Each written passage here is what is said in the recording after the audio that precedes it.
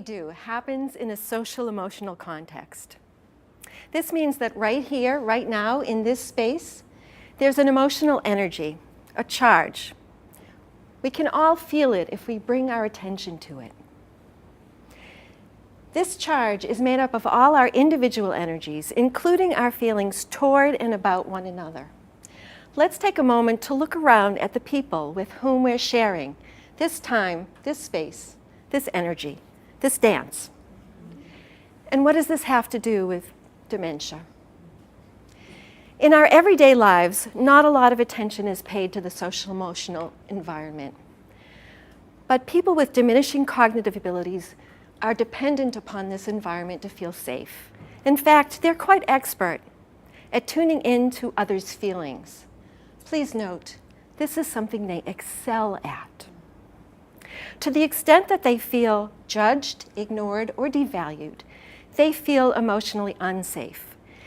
Therefore, it behooves those of us who are their caregivers to be more aware of our emotional effect on others. To paraphrase the Beatles, all we need is love. We need to create loving, caring environments, and we do that through our nonverbal communication. Nonverbal is defined by what it isn't. That is, not words. But what is it? Through our posture, the way we shape ourselves around others, the way we use the space around us, our rhythms, the way we move, we convey our attitudes. Let's explore some of the ways we express ourselves through movement. Imagine for a moment that you're afraid of the person beside you. How does your posture shift? Now imagine that you're eager to hear what that person has to say. How does it shift now? Imagine that your life depends on your ability to hold on to your seat. How does your hand shape to the seat? Imagine that you're reaching for something that you really, really want, or maybe not so much. How does that change your use of space? Now imagine that you have no verbal language. Someone offers you something, wants to take you somewhere or do something with you, and maybe you don't understand or you don't want it. How do you convey that? Maybe you back away, you turn your head away, you put up a hand. If your attempts to communicate are misunderstood and thought to be symptomatic of dementia rather than communicative, it is likely they'll be disregarded. And then you'll have to make your movements stronger, quicker, more direct. And those will be considered behaviors. Now imagine that you are a frail elderly woman or man confined to a wheelchair. You have dementia and are resigned to a life that's routine. People walk quickly past without seeming to notice you or manipulate your body, and you have no idea why. Someone tosses a large red balloon to you, and you smash it with everything in you. That, too, is nonverbal communication, and I see that regularly. This tells me there's an energy inside waiting to be tapped, and I want to tap it. These are resources otherwise lying dormant, unused. My father had dementia and lived in a nursing home, and he said on numerous occasions, you'd think they could have figured out something to do with all the knowledge and life experience we bring. When some people think about dementia, they think almost exclusively about what the person can't do, whether or not they can understand or express themselves verbally, recognize people, know where they are or what time it is, how to take care of themselves. That, of course, is essential to function. But even when a person can no longer function, they remain a person. Dance movement therapy builds on what a person can do. So, what are some of the strengths a person with dementia may bring? I've already alluded to emotional sensitivity. In dementia, the internal censor or judge may no longer work. Is that good or bad? As with all things, it depends on one's perspective. Some call the lack of censor disinhibition. The person may no longer be able to do something because someone else wants them to.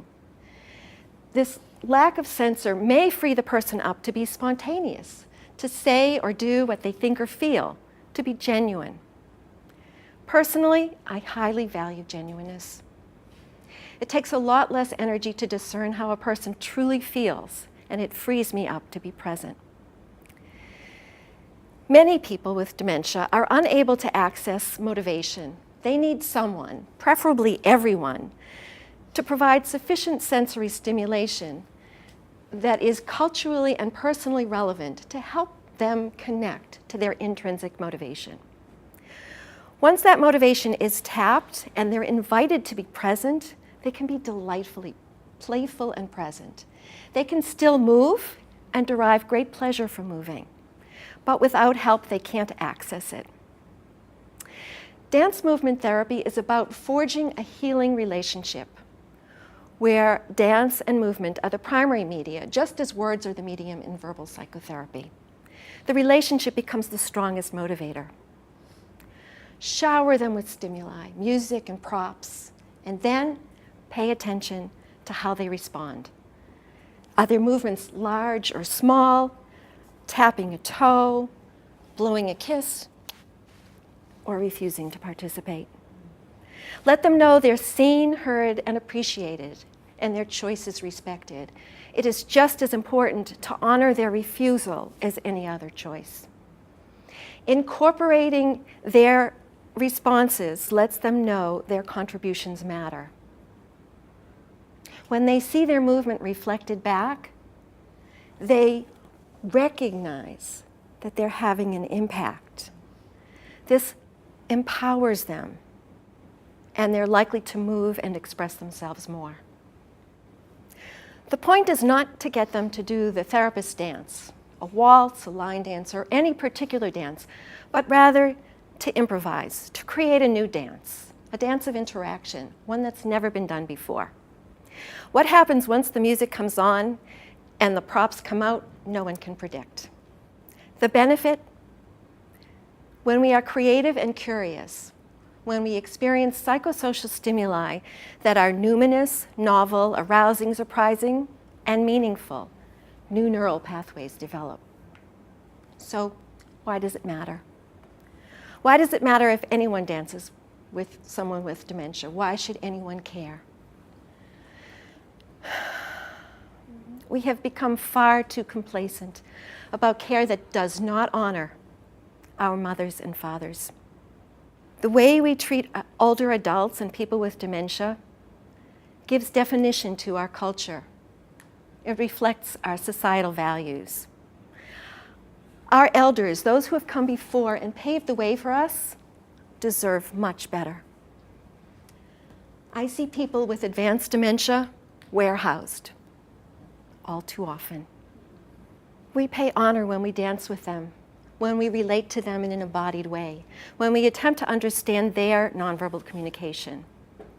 When we dance with them, we invite them to be in their bodies, to savor the sensations and experience of vitality now, in their last days, while they still have bodies. We invite them to be present, to contribute the gifts that only they can bring. Together, we create an authentic dance, one that expresses our feelings and choices in the moment. Together, we move and are moved.